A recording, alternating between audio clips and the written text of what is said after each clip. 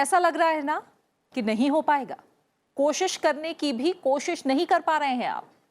अरे जब तक आप खुद पर विश्वास नहीं रखते तब तक आप भगवान पर भी विश्वास नहीं कर सकते। जिंदगी को आसान नहीं, बस खुद को मजबूत बनाइए, क्योंकि सही समय कभी नहीं आता, बस समय को सही बनाना पड़ता है। यकीन मानिए, जीवन में आगे बढ़ने और सफलता के शिखर तक पहुंचने का रहस्य खुद आपके भीतर ही छिपा है।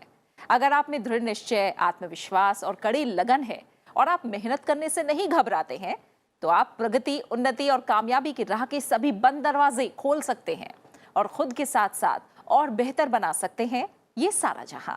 स्वागत है आप सभी का। नमस्कार, मैं हूं प्रीति सिंह। सबसे पहले इस हफ्ते की सुर्खियां।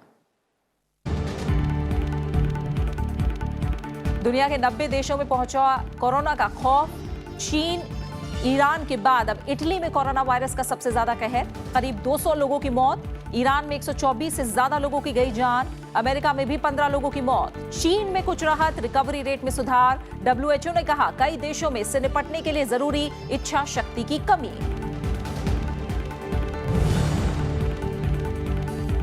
अमेरिका और तालिबान में हुआ शांति समझौता खतरे में।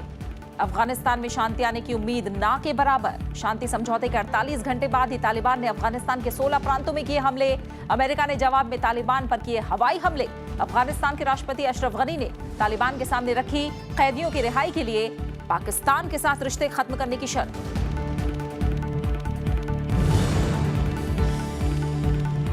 इजराइल में पिछले एक साल में तीसरी बार हुए प्रधानमंत्री पद के चुनाव में बेंजामिन नेतन्याहू एक बार फिर बहुमत हासिल करने से चूके। लिकुड पार्टी को 36, विरोधी ब्लैक एंड व्हाइट पार्टी को 33 सीटें मिली। नेतन्याहू की पार्टी के गठबंधन को सरकार बनाने के लिए 3 सीटों की जरूरत। 17 मार्च तक राष्ट्रपति सरकार गठन को लेकर लेंगे फैसला। और डोनाल्ड ट्रंप के सामने आखिर किसकी चुनौती? दिलचस्प हुई अमेरिकी राष्ट्रपति चुनाव की दौड़। विपक्षी डेमोक्रेटिक पार्टी के उम्मीदवार के लिए जो बाइडेन का नाम ऊपर उभरा। 14 राज्यों में हुए सुपर ट्यूसडे प्राइमरीज में 10 में जीते, 4 में सिमटे बर्नी सैंडर्स। प्रचार पर 3000 करोड़ रुपए खर्च करने वाले ब्लूमबर्ग ने छोड़ा मैदान। चुनाव में अब बाइडेन का करेंगे समर्थन।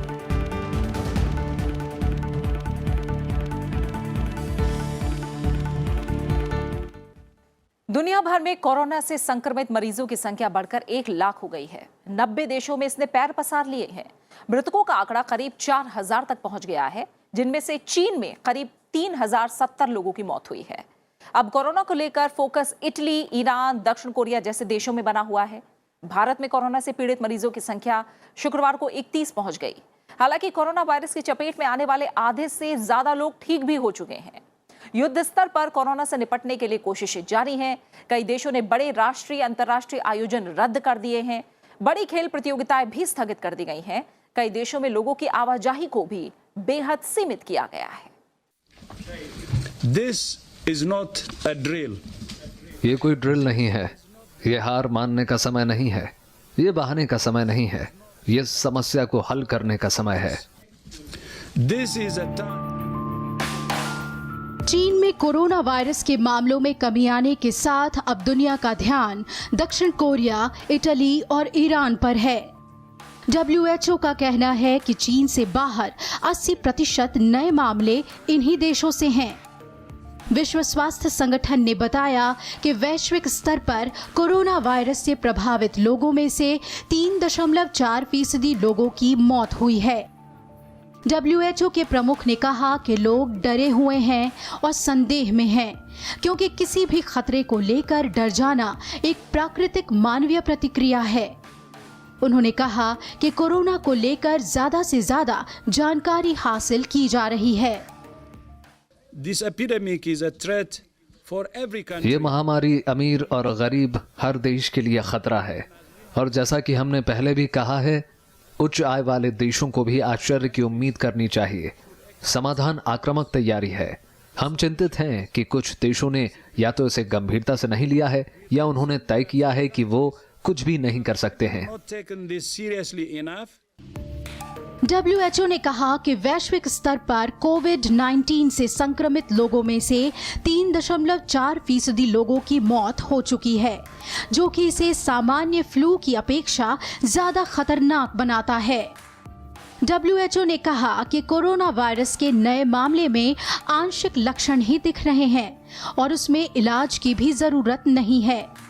इटली के स्वास्थ्य विभाग के अधिकारियों का दावा है कि कोविड-19 की वजह से करीब 150 लोगों की मौत हो गई है। कोरोना वायरस से संक्रमित लोगों की संख्या 3000 से भी ज्यादा बढ़ गई है। यूरोपीय देशों में इटली पहला देश है जहां कोरोना ने इतनी भीषण तबाही मचाई है। इटली में सभी स्कूल और विश्वविद्यालयों को सुरक्षा के मद्देनजर 15 मार्च तक के लिए बंद कर दिया गया है।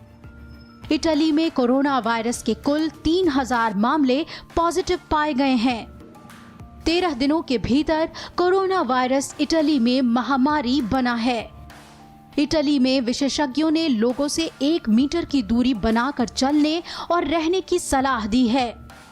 स्थानीय प्रशासन ने सिनेमा और थिएटर को बंद रखने का आदेश दिया है।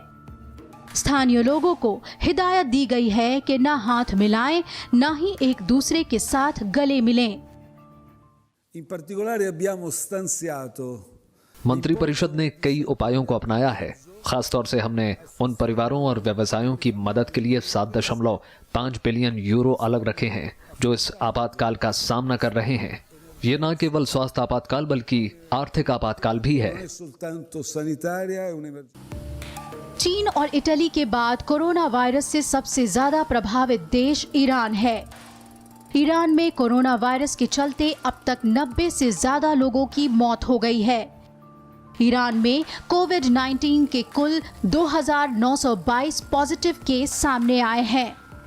कोरोना से मध्य पूर्व एशिया में कुल 3140 मामले सामने आ चुके हैं। कोरोना वायरस ने न केवल एशिया को अपनी जद में लिया है बल्कि इटली में पहुंचने के साथ यूरोप में भी दहशत मचा दी है। 15 और मौतें सामने आई हैं। अब तक कोविड-19 से 107 लोग अपनी जान गंवा चुके हैं। वहीं एशिया में चीन के बाद दक्षिण कोरिया का देगू शहर इस वायरस का केंद्र बना हुआ है और यहाँ मरीजों की बढ़ती संख्या के बीच अस्पतालों में बिस्तरों की संख्या कम पड़ रही है, जिसकी वजह से 2300 मरीजों को अन्य जगहों पर रखा गया है। दक्षिण कोरिया ने शुक्रवार को कोरोना वायरस के 196 नए मामलों की पुष्टि की है। इसके साथ ही देश में कुल 6284 कोरोना वायरस के मामले सामने आए हैं। दक्षिण कोरिया में अब तक इस वायरस से 40 से ज्यादा लोगों की मौत हो चुकी है। कोविड-19 से संक्रमित कुल 6284 लोगों की पुष्टि की गई है, जबकि 108 को पूरी तरह से ठीक होने के बाद अस्पताल से छुट्टी दे दी गई है और 42 रोगियों की मौत हो गई है। अब तक हमने 1,64,740 जांचें की हैं। दूसरी तरफ अमेरिका में अब तक कोरोना वायरस से 11 लोगों की मौत हो चुकी है। अब तक 129 लोगों में कोरोना वायरस की पुष्टि हुई है। अमेरिकी राष्ट्रपति डोनाल्ड ट्रंप ने कहा है कि कोरोना वायरस से निपटने के लिए उनका प्रशासन बहुत मेहनत कर रहा है। सब ठीक हो जाएगा। सबको शांत होने की जरूरत है। हमारे पास एक दीर्घकालिक योजना हो सकती है। हम आशा करते हैं कि ऐसा नहीं होगा, लेकिन हमारे पास हर एक संभावना के लिए योजनाएं हैं। वहीं भारत में कोरोना वायरस की बढ़ती दस्तक के बीच सरकार ने सक्रियता बढ़ा दी है। केंद्र सरकार ने राज्यों को इससे निपटने के लिए तत्काल रैपिड रिस्पांस टीमों का गठन करने को कहा है। इनकी जिम्मेदारी स्थानीय स्तर पर लोगों को जागरूक करने और संदिग्ध मामलों का पता लगाने की होगी। अब तक भारत में कुल 30 लोगों में वायरस की पुष्टि हुई है, जिनमें से 3 मरीज ठीक होकर घर जा चुके हैं। जाहिर है कोरोना वायरस ने दुनिया भर में अपनी दहशत बढ़ा दी है, जिससे निपटने को लेकर युद्ध स्तर पर कोशिशें जारी हैं। Bureau report, Rajya Sabha TV. बात इजराइल की चुनावी सरगर्मियों की, जहां पिछले 1 साल में तीसरी बार चुनाव के नतीजे प्रधानमंत्री बेंजामिन नेतन्याहू के लिए एक बार फिर चुनौती लेकर आए हैं। बेंजामिन नेतन्याहू की पार्टी का गठबंधन मात्र 3 सीटों से बहुमत से चूक गया और खुद के दम पर सरकार बनाने में नाकाम दिख रहा है। हालांकि नेतन्याहू ने वीडियो ट्वीट करके अपनी ऐतिहासिक जीत का दावा किया। इजराइल में पिछले 1 साल में 3 बार चुनाव हो चुके हैं। पिछले साल अप्रैल और सितंबर में हुए चुनाव में भी किसी पार्टी को बहुमत नहीं मिला था। इसे देश के चुनावी इतिहास का अब तक का सबसे बड़ा डेडलॉक माना जा रहा है। कहा जा रहा है कि इस डेडलॉक की वजह से देश का पॉलिटिकल सिस्टम पैरालाइज्ड हो गया है।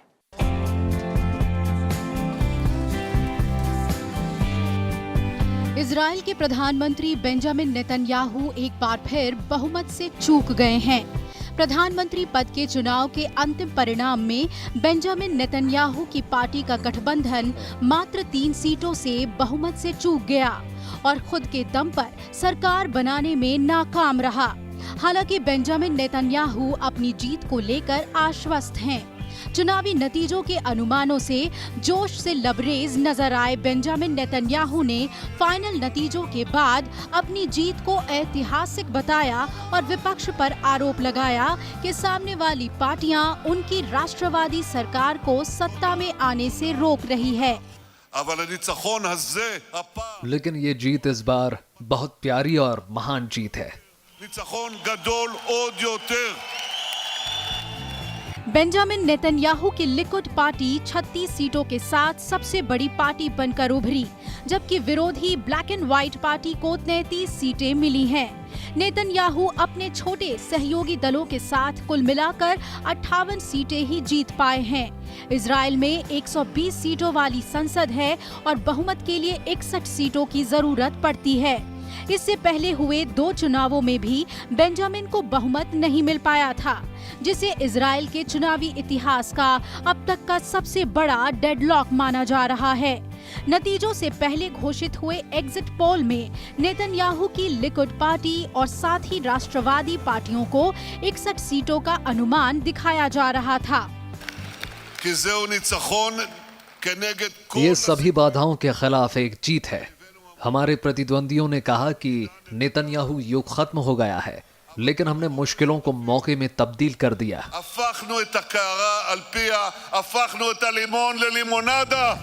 10 मार्च को राष्ट्रपति को सौंपे जाने तक परिणाम आधिकारिक नहीं माने जाएंगे, लेकिन फाइनल नतीजे में बहुमत से दूर रह जाने की वजह से साल भर से जारी राजनीतिक गतिरोध और लंबा खिंचेगा।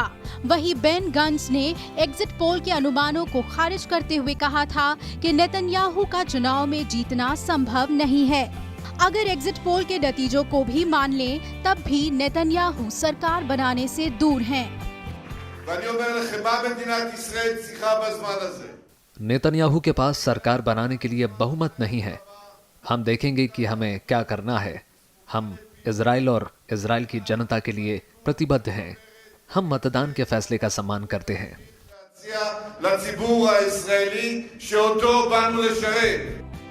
इजराइल में 1 साल के अंदर तीसरी बार 2 मार्च को आम चुनाव हुए।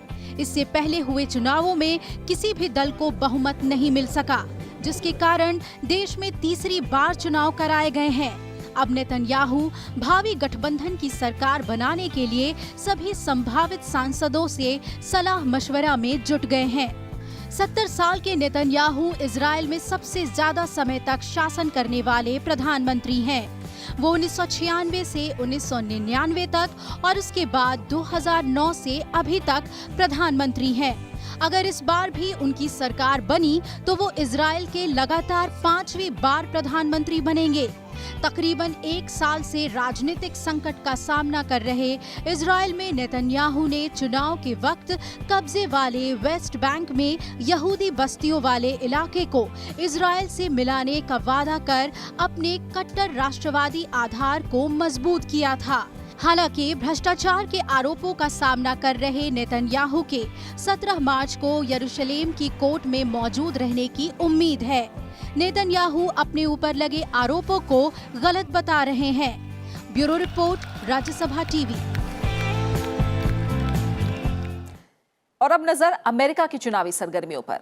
नवंबर में होने वाले अमेरिकी राष्ट्रपति चुनाव के लिए रिपब्लिकन की तरफ से तकरीबन ये तय है कि डोनाल्ड ट्रंप राष्ट्रपति पद के उम्मीदवार होंगे। लेकिन सवाल ये है कि विपक्षी डेमोक्रेट्स की तरफ से उन्हें कौन चुनौती देगा। इस जवाब के बड़े संकेत सुपर ट्यूसडे को बहुत हद तक साफ हो चुके हैं। पूर्व उपराष्ट्रपति जो बाइडेन ने 14 राज्यों में से 10 राज्य जीतकर व्हाइट हाउस के लिए डेमोक्रेटिक पार्टी के उम्मीदवार के तौर पर अपनी दावेदारी काफी मजबूत कर ली है। दूसरी तरफ सेनेटर बर्नी सैंडर्स भी डेमोक्रेटिक पार्टी की तरफ से राष्ट्रपति पद के उम्मीदवारों में बने हुए हैं।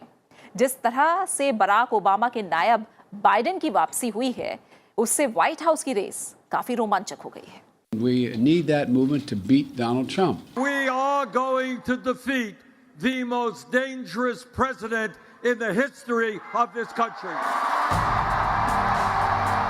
Super Tuesday.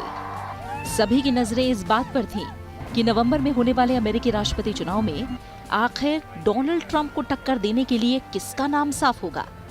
अमेरिका की विपक्षी डेमोक्रेटिक पार्टी में राष्ट्रपति उम्मीदवारी की होड़ में जो बाइडेन हीरो बनकर सामने आए। मंगलवार को 14 राज्यों में हुए प्राइमरी चुनाव में जो बाइडेन और बर्नी सैंडर्स के बीच मुख्य मुकाबला देखने को मिला। बाकी दावेदार मुकाबले से बाहर दिखाई दिए। 14 में से 10 में जो बाइडेन ने जीत दर्ज की, जबकि बाकी सैंडर्स के खाते में गए।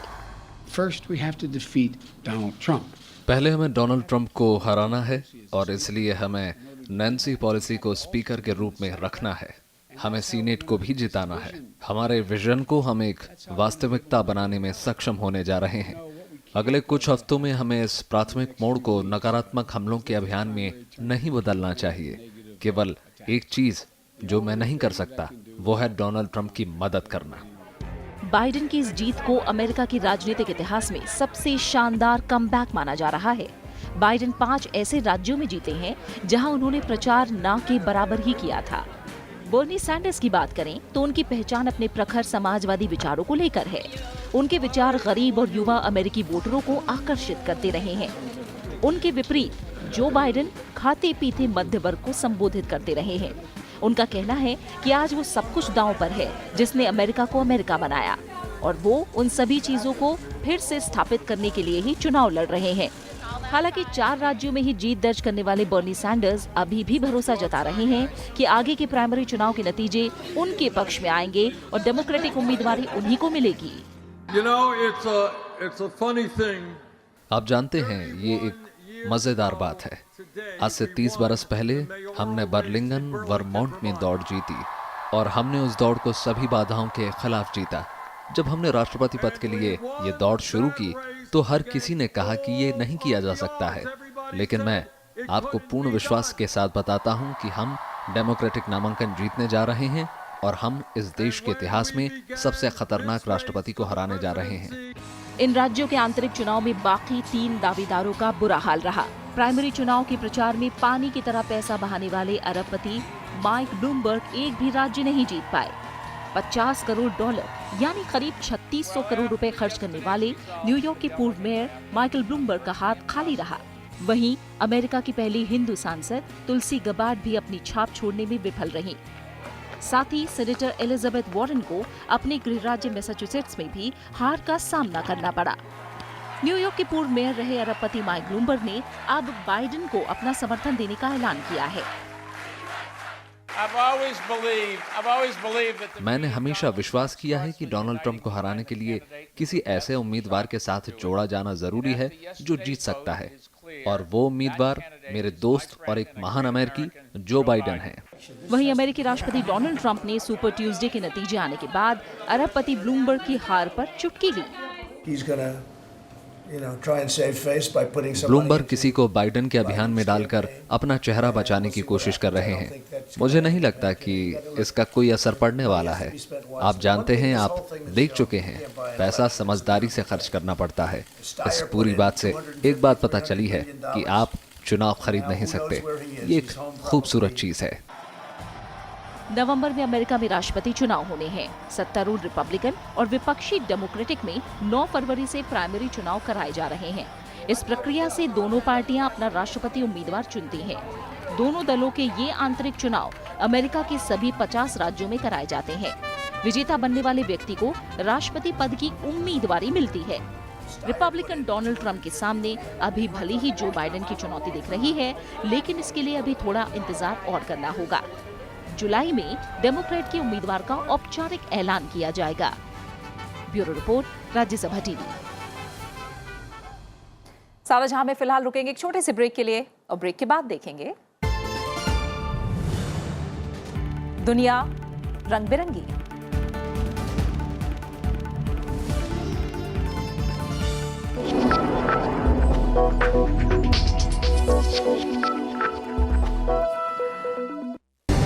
आपकी समस्या,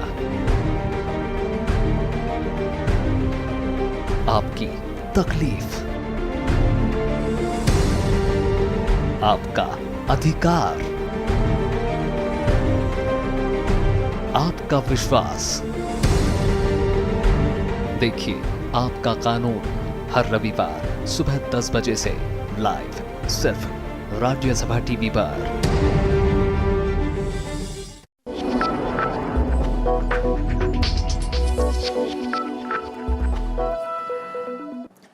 अमेरिका और तालिबान के बीच करीब 18 साल की जंग के बाद हुआ शांति समझौता टूट की कगार पर पहुंच चुका है। 29 फरवरी को हुआ ये शांति समझौता 48 घंटे भी नहीं टिक पाया। अब कुछ ही दिनों में माहौल इतना बिगड़ गया है कि अमेरिका ने बुधवार को तालिबानी लड़ाकों पर एयर स्ट्राइक की। अमेरिका ने यह कार्रवाई तब की जब तालिबानी लड़ाकों ने बुधवार तड़के अफगानिस्तान के सुरक्षा बलों पर हमला किया था और इसमें 20 की मौत हो गई थी। दूसरी तरफ अमेरिकी राष्ट्रपति डोनाल्ड ट्रंप ने कहा है कि अमेरिकी सेनाओं के अफगानिस्तान से निकलने के बाद तालिबान अफगान सरकार पर हावी हो सकता है। एक बार फिर अफगानिस्तान में शांति और अमन की उम्मीद धूमिल होती दिखाई दिख रही है।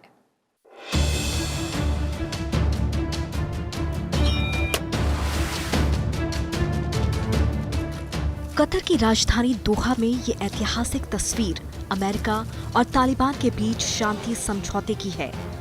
29 फरवरी को अमेरिका और तालिबान के बीच अहम शांति समझौता हुआ। इस समझौते के तहत अफगानिस्तान से अमेरिकी सेना की वापसी का ऐलान हुआ और इस समझौते के साथ एक उम्मीद जगी अफगानिस्तान में शांति आने की। लेकिन ये उम्मीद 48 घंटे भी नहीं टिक सकी। 48 घंटे बाद ही तालिबान ने समझौते से खुद को अलग करते हुए अफगानिस्तान की सेना पर हमले करने का ऐलान कर दिया। तालिबानी लड़ाकों ने कुंदूज इलाके में 3 आर्मी पोस्ट पर हमला कर सेना के 20 जवान मार डाले। अफगानिस्तान में हिंसा की पूर्ण समाप्ति होने जा रही है। शायद ऐसा नहीं होने जा रहा है। ये शायद शून्य पर जाने वाला नहीं है। इसलिए ये एक महत्वपूर्ण कदम है। ये समझौता अफगानिस्तान के भीतर संवाद का नेतृत्व करने वाला है, जो कि आखिर में शांति समझौते की तरफ बढ़ता है। लेकिन ऐसा सोचना कि हिंसा तुरंत ही खत्म हो जाएगी, ऐसा इस मामले में संभव नहीं है। दरअसल समझौते को पहली आंच तब लगी जब अफगानिस्तान के राष्ट्रपति अशरफ गनी ने जेल में बंद तालिबानी कैदियों की रिहाई से इनकार कर दिया। राष्ट्रपति अशरफ गनी ने कहा कि वो इस बारे में वादा नहीं कर सकते कि तालिबान कैदियों को छोड़ा जाएगा। गनी के बयान से भड़के तालिबान ने तुरंत ही शांति समझौता तोड़ते हुए अफगानिस्तान की सेना पर हमले की धमकी दे डाली। 5000 कैदियों को छोड़ने का हमने कोई वादा भी नहीं किया है। हमने बार बार पारदर्शी तरीके से इस मुद्दे को शांति प्रक्रिया में जुटे अमेरिकी अधिकारियों से साझा किया है।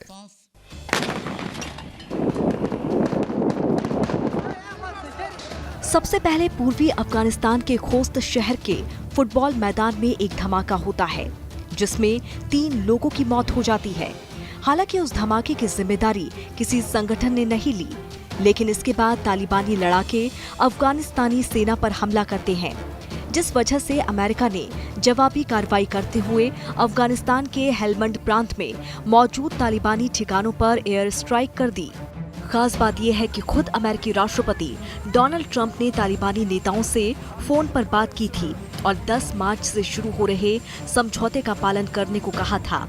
हालांकि ट्रंप ने ये भी ऐलान किया है कि अगर डील में किसी तरह की कोई गड़बड़ी होती है तो वो अफगानिस्तान से अमेरिकी सेना की वापसी की बजाय इतनी सेना भेजेंगे जितनी कभी किसी ने देखी नहीं होगी। अमेरिकी विदेश मंत्री माइक पोम्पियो ने कहा कि अफगानिस्तान में हाल के दिनों में हिंसा में वृद्धि अस्वीकार्य है। दोहा में अमेरिका तालिबान समझौता और काबुल में अमेरिका अफगानिस्तान का संयुक्त घोषणा पत्र अफगानिस्तान में स्थायी शांति की बुनियाद रख चुका है। हम ये जानते हैं कि भविष्य का रास्ता बेहद मुश्किल है। हमें उम्मीद थी, हम सही थे। अफगानिस्तान के कई हिस्सों में पिछले कुछ दिनों में हुई हिंसा अस्वीकार्य है। बिना किसी शर्त के हिंसा को तुरंत बंद करना अनिवार्य है। ताकि शांति प्रक्रिया आगे बढ़ सके। कतर में हुए शांति समझौते के तहत अमेरिका अपने सैनिकों को 14 महीनों में अफगानिस्तान से पूरी तरह बुला लेगा।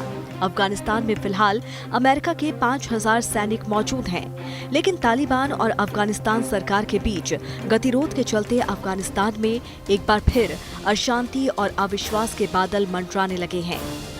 Bureau report, Rajya Sabha TV. और अब आखिर में हमारी एक कोशिश आपके चेहरे पर कुछ मुस्कान लाने की। आइए आपको दिखाते हैं दुनिया रंग बिरंगी। एलन रॉबर्ट फ्रांस का एक साहसी पर्वतारोही है। ये फ्रांस के स्पाइडरमैन के नाम से मशहूर है। एलन बार्सिलोना में सबसे ऊंची गगनचुंबी इमारतों में से एक में बिना किसी सुरक्षा उपकरण को पहने चढ़ गए। घातक कोरोना वायरस महामारी के आतंक के खिलाफ लोगों को जागरूक करने के लिए उन्होंने ये कदम उठाया। रॉबर्ट ने कहा कि आज जो अधिक संक्रामक है वो कोरोना वायरस नहीं बल्कि ये डर है। वो 145 मीटर ऊंची टोरे अखबार नाम की इमारत में महज 47 मिनट में चढ़े, जिसे देखकर हर कोई हैरान था। लेकिन बिना इजाजत लिए जोखिम भरा कदम उठाने की वजह से पुलिस ने 57 वर्षीय एलन को हिरासत में ले लिया। अमेरिका के 41 साल के डेयरडेविल निक वालेंडा ने ज्वालामुखी से निकलने वाले जानलेवा लावा और जहरीली गैस के बीच निकारागुआ में सक्रिय ज्वालामुखी मसाया के ऊपर रोप वॉक किया। निक के स्टंट के लिए ज्वालामुखी के क्रेटर माउथ ऑफ हिल से 1800 फीट ऊपर रस्सी बांधी गई थी। ज्वालामुखी के हानिकारक धुएं से बचने के लिए निक ने एक गैस मास्क, हार्नेस और आंखों पर चश्मा पहना था। उन्होंने क्रेटर को करीब 31 मिनट 23 सेकंड में पार कर लिया। ऐसा करने वाले निक वालेंडा पहले व्यक्ति बन गए हैं। लगभग 50 सालों बाद हिप हॉप को अपने जन्मस्थान ब्रोंक्स, न्यूयॉर्क में एक संग्रहालय मिल रहा है। अभी तक कोई भी भौतिक जगह नहीं थी जो हिप हॉप इतिहास और संस्कृति के संरक्षण के लिए समर्पित हो। रैपर कर्टिस ब्लो, अफ्रीका बम्बाटा और ग्रैंड मास्टर मेली मेल संग्रहालय के मूल संस्थापकों में से हैं, जिन्हें 8 साल पहले इसे बनाने का आइडिया आया था। म्यूजियम में माइक्रोसॉफ्ट और MIT centre for advance virtuality के साथ बनाया गया एक break beat narrative interactive console खास आकर्षण है। प्रदर्शन पर अन्य कलाकृतियों में कर्टिस ब्लो की बेस्ट बॉक्स मशीन शामिल है। साथ ही रिलीज किए गए पहले और दूसरे रैप रिकॉर्ड्स भी यहाँ रखे गए हैं। अमेरिकी गायक गीतकार टेलर स्विफ्ट को international federation of phonography industry IFPI ने 2019 का बेस्ट सेलिंग रिकॉर्डिंग आर्टिस्ट नामित किया है। स्विफ्ट ने हाल ही में अपना सिंगल द मैन के लिए नया म्यूजिक वीडियो जारी किया, जिसे उन्होंने ही लिखा और निर्देशित किया। इस वीडियो में वो एक आदमी के रूप में नजर आईं। लवर स्विफ्ट का 7वां रिकॉर्ड अगस्त 2019 में आया था। IFPI के अनुसार रिलीज के पहले सप्ताह में ही वैश्विक स्तर पर 3 मिलियन बिक्री हुई। एड शीरन इस सूची में दूसरे स्थान पर, मेलोन तीसरे और बिली आइलिश चौथे स्थान पर रहीं। 2014 के बाद दूसरी बार है जब स्विफ्ट को यह खिताब मिला है। और इसी के साथ सारा जहां के इस हफ्ते के सफर में फिलहाल इतना ही। आप हमारे इस कार्यक्रम को YouTube पर भी देख सकते हैं और अपनी राय और सुझाव हमारे साथ साझा कर सकते हैं, जिनका हम बेसब्री से इंतजार करते हैं। बने रहिए राज्यसभा टीवी के साथ।